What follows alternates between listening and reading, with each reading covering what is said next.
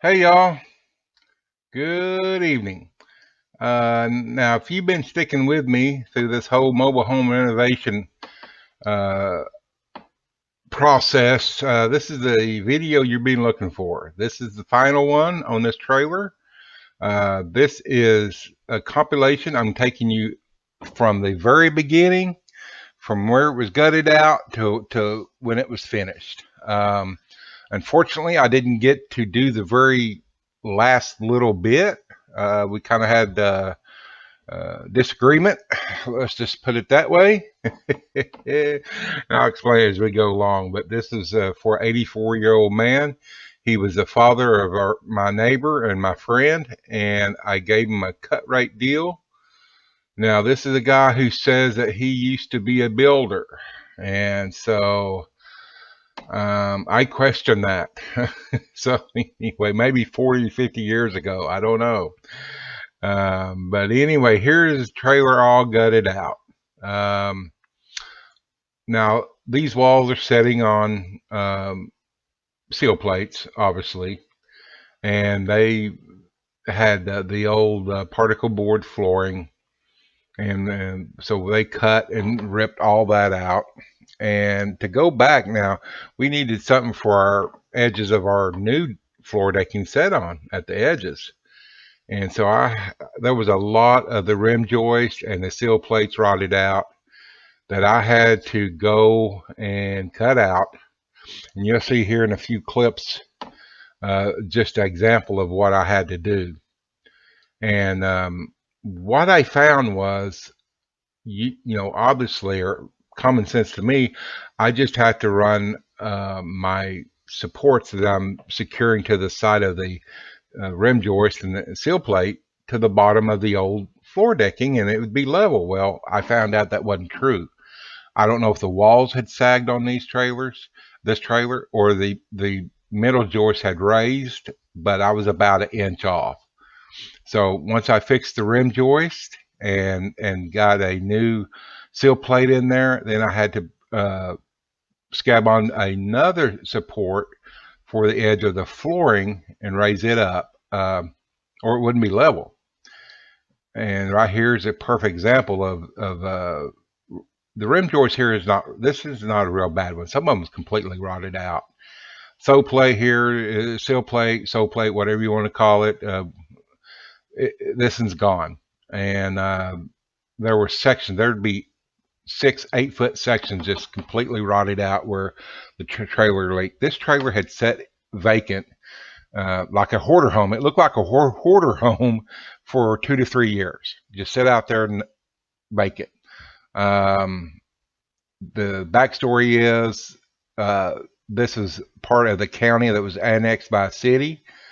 Once they annexed it, and these people wanted to replace the trailer, and they said no. If you take the trailer off, you cannot bring another one in. So this is why we're gutting this trailer for her dad. So here's another example of just a rotted rim joist, seal plate. I had to replace all of this stuff. Not all of it, but a lot of it. And it was just time consuming. He was getting bent out of shape, and he'd hired a framing crew to come in, lay the decking, and build the walls. And I told him, I said, well, it's taking a while because all this stuff is rotted. And he said, well, they're going to be here day after tomorrow. I said, I won't be done by then. I need a couple more days. Nope, they'll be here day after tomorrow. They can do it. I said, okay. And here's what it looks like after I got done with it, with treated lumber and 2x6s, 2x4s, a lot of sawzall. Now these boards are secured to the metal stringers with a bolt through the seal plate all the way through that 2x6.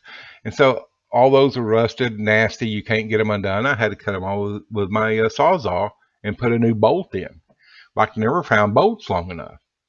And so all this takes time, but he was just not having it. So the framing crew come in, cut little short pieces of 2x4. They just nailed them to the side of the rim joist, whether it's rotted or not, and to put the edge of the floor decking on, and that's how they did it. Theirs turned out to be an inch off, and I tried to warn them as well as him, and they wouldn't listen. I didn't know nothing. Okay, but so I did all the plumbing, ran it all in PEX, fixed all the drains, vents, stuff like that. And so the insulators came in, they laid the insulation in here. And so we're ready for floor decking. Try to leave enough PEX and everything stand so the guys laying the flooring wouldn't shoot nails through it or break it off, and they ended up breaking some of the PVC drains and covering up a couple of PEX stub outs. But we got the flooring down, and they didn't put it down right. And I told them beforehand, told the old man that he wanted to be the sub. I mean, wanted to be the GC. I said, now this Advantech has to be screwed and glued. I said, or ring shank nails. And so he goes, oh, they're framers. They know how to do it. I said, well, okay. Once again, so all their rooms were off square and a lot of their plumb walls were out of plumb. I'll just put it that way. This hallway you see here on the left, these rooms, uh, they were an inch and a half out. Um, but this little corner pantry, I framed this out, installed the door, had to cut the pre-hung door jamb in half because it was too wide. And but I got it in there, and it looks good. Here is the insulation. Like I said, it's ready for sheetrock, and all we need to do before that is before we do the sheetrock is put the we put new windows in. Took the old ones out. We used new construction windows because they have a flange on them, and then you seal behind that flange with silicone and set them back in the opening. These openings were not square. I had a time with some of these windows. A couple of them just fell right in like they should. The hardest ones to reach were the hardest ones to do. So anyway, it was certainly an experience. If you notice up there at the top along the edge, that is the crap sheet metal work that the roofer guy did. We had huge problems. We lost 3 weeks because this thing kept leaking. So here's the new windows in with the insulation, and we're fixing to start. He found him some sheetrockers who came in and to sheetrock this thing, which they did an awesome job. But they were the best subs. Them and the mudders and tapers the best subs out here. There was a 5-man Mexican crew. They got there at 7 o'clock Saturday morning, and they had this thing sheetrocked in a day. 4 o'clock in the afternoon, they were cleaning the tools, leaving, and then the mudders and tapers came after them. But they did a really good job. As you can see here, excellent job, cleaned up after themselves. And I just, I think every time I see somebody on the forum saying, well, the Mexicans are, hey, this wasn't, I know what he paid. He paid about 5,000 to have this, 4,500 maybe, to have this sheetrock, 14 by 70, and they did it in a day. And so, and I think that included mud and taping. I'm not sure, but the texturing, mudding, taping, texturing, took about 3 days, I believe. And they did an excellent job. So they were busy little men, man. They excellent job. They're all about business. They got this thing where it needed to be. Now, if you look at that right there at the hallway, down there on the left side, all the way down that left side is where the framers. You can tell here that it's not level, but they could cared less. Look at the corner, the gap at the floor. There again, it's just so irritating. And all it would have took was an extra day, and I would have had all that done properly, and then they could have came in and laid the floors. But no, he wasn't going to listen to me. And starting out, that's why he hired me, is to help him. And I still did a lot, but you know what? Hey, here's the master bathroom and the master closet. Um, Not much to see there, but there again, their door frames there to the master bathroom was not square. That wall from the left side of the master on over is out of plumb by about half inch. I'm I don't know what they did. I really don't. He said they had laser levels. I saw they didn't obviously use them uh, because that was horrendous. Their work. Here we are back in the kitchen, looking towards the living room. Again, that hallway right there. It's a office. Then the opening goes back into the utility room. Then a guest bedroom. Then the hall bathroom.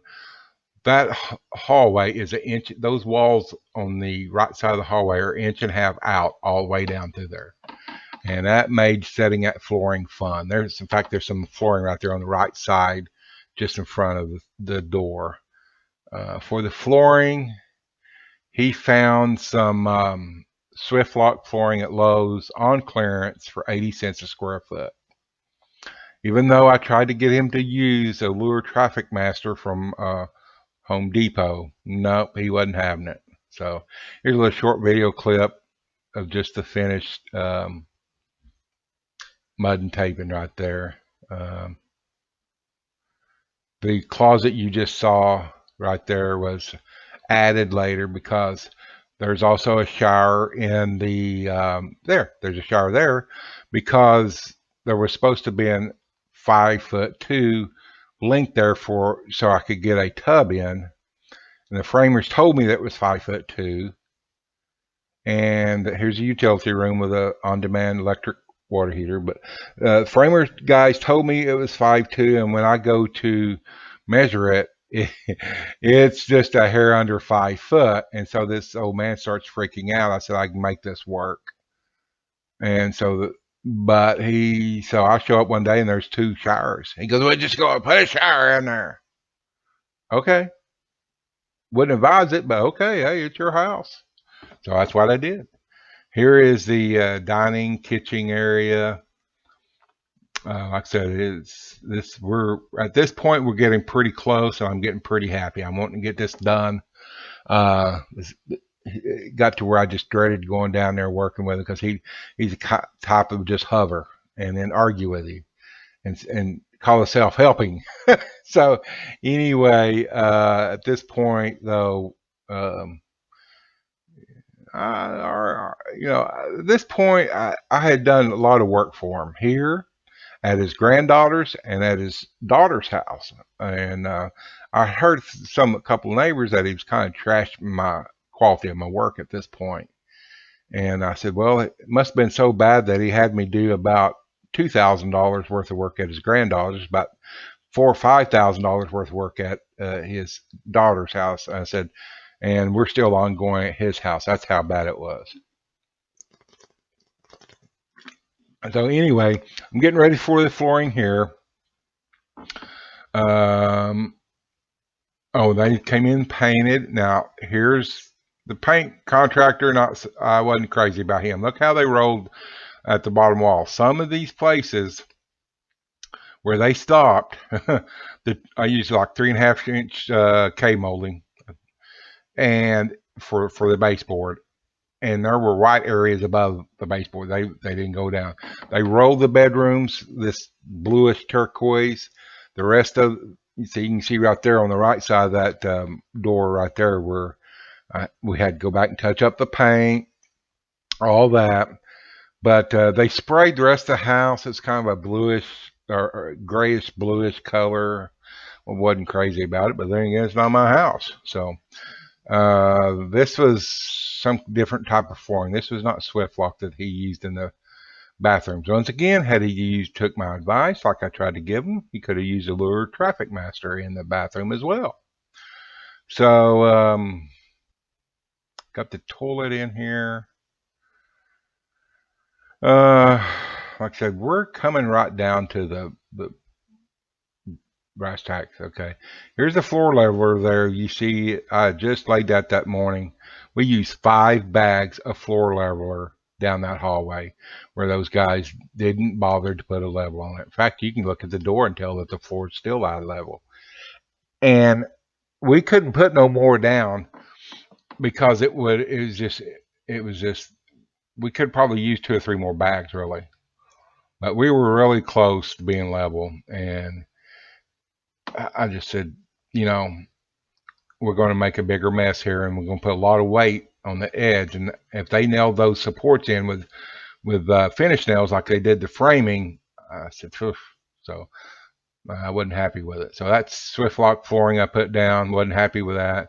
The floors aren't level. The walls aren't uh, perfect to lay that stuff. You need flat floors and square and walls, and I didn't have it here, and that stuff was horrendous. In fact, I got a video on it. So we're getting electric this day. We're still running an extension cord across the yard from his daughter's house. So we're getting real close, as you can see there. Um, I forgot what that stuff flooring was called. So here again is some of the there. I got the commode in. I put the vanities in. Um, I went all the way, like I said, up to, and you'll see it here in a little bit. Got the cabinets installed. That was a horrendous deal. Back in February, I tried to get him to lay out the kitchen so he could order the cabinets. Wouldn't listen to me. Well, I don't know where I want everything. I said, you better get to wanting, figuring this out because you only have about, 46 weeks to get cabinets. No, well, he waited last minute, and there again, that's one of the things we had a problem with. Didn't have no cabinets. And the cabinets come, we didn't have countertops because they set the wrong countertops. And he ordered these from Sutherland's, and he said they come out and it measured. Well, we ended up with like 5 extra cabinets. I said, how did they do that if they come out and measured? I don't know. I showed them on paper what I wanted. I said, oh my gosh. I said, that's why I tried to get you in back in February to lay this out. And it just, of course, it was my fault then that the cabinets didn't get hung or, countertop and all that. And so it's just, it was one fiasco after another because he just procrastinated to the last minute, and then he wanted somebody else to blame. And I had a feeling that it was going to be that way from the start. But then one of my other customers had a rent house come up that needed remodel, and our agreement was, before we even started this, I said, look, I won't take on any new business, but if one of my repeat customers calls, I've got to go work on their stuff. So I would stop here in the afternoons and work 1 or 2 hours after I worked all day at the other remodel to help him out. Well, he wanted me there all the time. I said, it's not happening. I said, for one thing, you don't have stuff here. I said, where's the cabinets? Where's the countertops? And well, they're going to be here, but here's the cabinets. Like I said, eventually they got there, and it was fiasco. But I got them up. Countertops, wrong countertops. Then he reordered them, and he's just talking to him on the phone. And apparently, see right there on the left at that corner, this comes out towards the camera like a L shape with a sink and stuff. He didn't tell him there's a 45 there. So on your 45s, you put the pockets in so you can screw them together. And I said, you need to tell him. Oh, that doesn't matter. Oh, yes, it does.